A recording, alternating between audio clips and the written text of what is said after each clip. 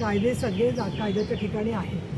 मुलींना संरक्षणासाठी कौटुंबिक संरक्षण कायदा आहे की ज्याच्यामध्ये पतीच्या घरामध्ये सुद्धा तिला वाटा मिळू शकतो आणि मुलींना संपत्तीमध्ये आईवडिलांचा सुद्धा वाटा आहे.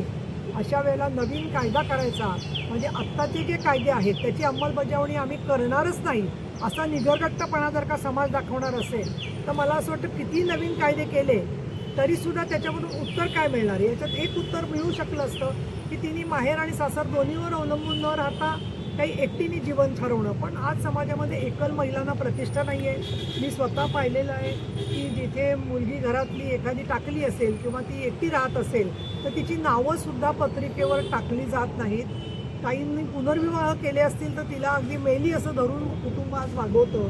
अशा पद्धतीची प्रचंड सरंजामीची भूमिका आहे आणि मी तर असं म्हणेन की हा कायदा किती केला तरीसुद्धा आपण स्वतः समाजाला फेस करण्यासाठी सक्षम होणं हे महिलांनी जसं आवश्यक आहे तसं अशी परिस्थिती आणणारा जो समाज आहे आणि ज्या कुटुंबाने डोळेझाक केली आहे, जे आरोपीचं कुटुंब आहे त्यांच्यावरती सुद्धा कडक कारवाई झाली पाहिजे. आता याच्यात बघा लग्नाला 7 वर्षापेक्षा जास्त वर्ष झाल्यामुळे हुंड्याचा कायदा लागू शकला नाही. अशा कायद्यांमध्ये वेळप्रसंगी बदल केला पाहिजे असं मला निश्चितपणे वाटतं.